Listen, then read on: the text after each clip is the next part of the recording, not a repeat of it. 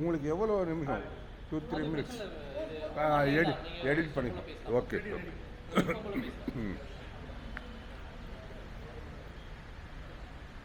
அன்புக்கும் பாசத்திற்கும் உரிய தொலைக்காட்சி நண்பர்களே, பத்திரிகை நண்பர்களே, மீடியாவிலிருந்து வந்திருக்கின்ற என்னுடைய பாசத்துக்குரியவர்களே, உங்கள் எல்லோருக்கும் முதற்கண் என்னுடைய மனமார்ந்த நன்றியை தெரிவிக்கின்றேன்.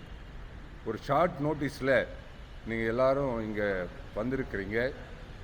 அதுக்கு முக்கியமான காரணம் நம்முடைய ராஜசேகர் சத்யபாமா பல்கலைக்கழகத்திலிருந்து ஏற்பாடு செய்திருக்கிறார்கள். அவர்களுக்கு என்னுடைய மனமார்ந்த நன்றியை தெரிவிக்கின்றேன்.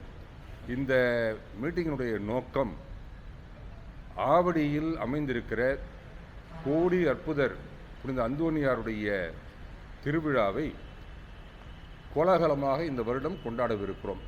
இது 74வது வருட திருவிழா. இந்த வட்டாரத்தில் மிகவும் பிரசித்தி பெற்ற ஒரு திருத்தலம் அந்தோனியாருடைய இந்த திருத்தலம். ஒவ்வொரு செவ்வாய்க்கிழமையும் ஏராளமான மக்கள், ஆயிரக்கணக்கான மக்கள் பல இடங்களிலிருந்து வருவார்கள்.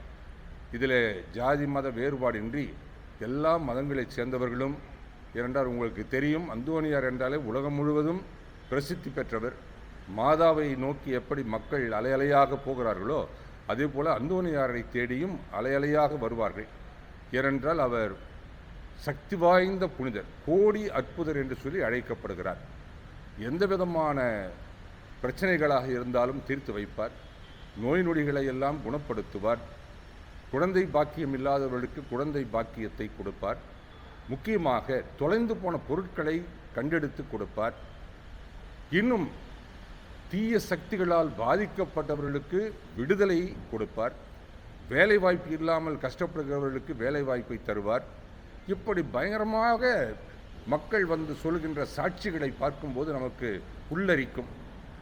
அந்த அளவுக்கு புதுமைகளை செய்து பிரசித்தி பெற்ற ஒரு புனிதராக இருக்கிறவர் தான் புனித அந்தோனியார். இந்த ஆவடி வட்டாரத்தில் 74 வருடங்களுக்கு முன்னதாக துவங்கப்பட்ட இந்த ஆலயம் இன்றைக்கு பேரும் புகழும் பெற்று விளங்குகிறது. ஆகையால் 11ஆம் தேதியிலிருந்து, அதாவது நாளைய தினம் கொடியேற்றத்தோடு இந்த திருவிழாவை துவங்கி 16ஆம் தேதி கொடி இறக்கத்தோடு இந்த திருவிழாவானது நிறைவு பெறும். 6 நாட்கள் திருவிழாவாக இதை கொண்டாடுகிறோம். இந்த திருவிழாவிலே கலந்து கொண்டு மக்களை ஆசீர்வதிப்பதற்காக 4 ஆயர்கள் வருகிறார்கள். அதை நோட்டீஸிலே கொடுத்திருக்கிறோம். முதல் நாள் நாளை தினம் கொடியேற்றத்திற்காக அந்தமான் நிக்கோபார் தீவிலிருந்து அங்கே அந்த மறை மாவட்டத்தின் ஆயராக இருக்கிற மேதகு விசுவாசம் செல்வராஜ் அவர்கள் வந்து கலந்து கொள்கிறார்கள். 14ஆம் தேதி செங்கல்பட்டு ஆயர் மேதகு நீதிநாதன் அவர்கள் வந்து கலந்து கொண்டு சிறப்பிக்கின்றார்கள். 15ஆம் தேதி சென்னை மயிலை உயர் மறை மாவட்டத்தின் பேராயர் மேதகு ஜார்ஜ் அந்தனிசாமி ஆண்டகை அவர்கள் கலந்து கொண்டு தேர் திருவிழாவை சிறப்பிக்கின்றார்கள். 16ஆம் தேதி தர்மபுரி ஆயர் மேதகு லாரன்ஸ் பயஸ் அவர்கள் காலை திருவிழா திருப்பலியை நிகழ்த்துகிறார்கள். இன்னும் பல குருக்கள் வருவார்கள், ஏராளமான மக்கள் வருவார்கள். இந்த நிகழ்ச்சியை பற்றி, திருவிழாவை பற்றி நீங்கள் எல்லாருக்கும் தெரியப்படுத்தி ஏராளமான மக்கள் இங்கு வந்து ஜெபிக்க வேண்டும் என்பதுதான் இந்த மீட்டிங்கினுடைய நோக்கமே.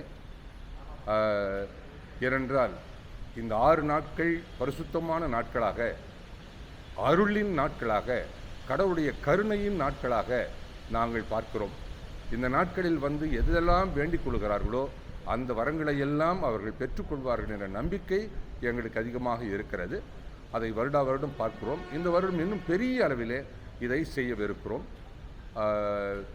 ஆகையால் உங்களுடைய அன்புக்கும் பாசத்திற்கும் நன்றி.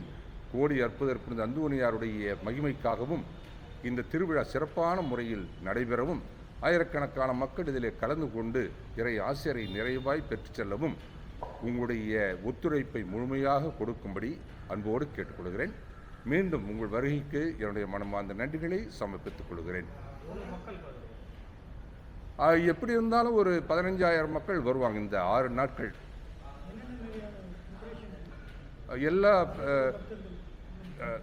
இந்த காவல்துறை, கார்ப்பரேஷன், மற்ற எல்லாருக்கும் கவர்மெண்ட் டிபார்ட்மெண்ட்ஸ்க்கெல்லாம் லெட்டர்ஸ் கொடுத்து அவங்களுடைய பாதுகாப்பு பணிகள், மற்ற பணிகள் எல்லாம் அவங்க செய்யறதுக்கு தயாராக இருக்கிறாங்க. அதே போல் வருகின்ற மக்களுக்கு சிறப்பான முறையில் வழிபாடுகளில் பங்கேற்க எல்லா விதமான வசதிகளும் செய்யப்படுகின்றன. அதாவது தண்ணீர், மற்ற கேன்டீன் வசதிகள். அதற்கு பிறகு முடிந்து போகும்போது எல்லாருக்குமே சின்ன சிற்றுண்டி எல்லாம் கொடுக்கப்படும். ஏன்னா தூரத்திலிருந்து வர்றவங்களுக்கு அவங்களுக்கு கஷ்டமாக இருக்கும், போகிறது செய்யறதுக்குள்ள லேட் ஆகும். அதனால் மற்றபடி மற்ற அலங்காரங்கள் எல்லாமே நடந்து கொண்டிருக்கின்றன. சில்ட்ரன்ஸ் சேஃப்டிக்கு எந்த பிரச்சனையும் கிடையாது. ஏன்னா எல்லாமே பெற்றோர்கள்ட்ட தான் வருவாங்க. ஆகையில் இங்கே நம்மளுடைய வாலண்டியர்ஸ் இருக்கிறாங்க, நிறைய பேர் 200க்கும் மேற்பட்ட வாலண்டியர்ஸ் இருக்கிறாங்க, அவங்க பார்த்துக்குறோம். பார்க்கிங் வசதி நிறைய இருக்குதுங்க. ஏன்னா நமக்கு பின்னால் பெரிய ஸ்கூல் இருக்குது, அந்த சைட்லேயும் பெரிய ஸ்கூல் இருக்குது. ஆகையில் எவ்வளோ வண்டிகள் வந்தாலும் பார்க்கிங்கு ஒரு பிரச்சனையே கிடையாது.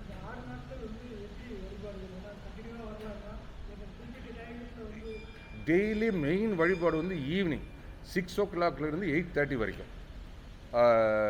காலையிலேருந்து ஜனங்க வந்து ப்ரே பண்ணிட்டு போயிட்டே இருப்பாங்க. இந்த சிற்றாலயம் தான் மெயினான இடம். இந்த இடத்துல தான் எல்லோரும் வந்து ஜெபம் செய்கிறது. இதுதான் அந்தோனியாருடைய அந்த புனிதமான ஒரு இடமாக கருதப்படுது. அவருடைய திருப்பண்டம் கூட அதில் வைக்கப்பட்டிருது. அவருடைய உடம்பிலிருந்து ஒரு சின்ன எலும்பு அதில் வைக்கப்பட்டிருக்கிறது. எல்லாம் வாங்கிட்டு அதெல்லாம் எந்த பிரச்சனையும் கிடையாது. நாங்கள் மெயின் ரோட்டில் போகிறோம். யாருக்கும் இடைஞ்சல் இல்லாமல் டிராஃபிக் எல்லாம் அவங்க கண்ட்ரோல் பண்ணுறதுக்கு காவல்துறையினர் வருவாங்க, எங்கள் வாலண்டியர்ஸும் இருப்பாங்க.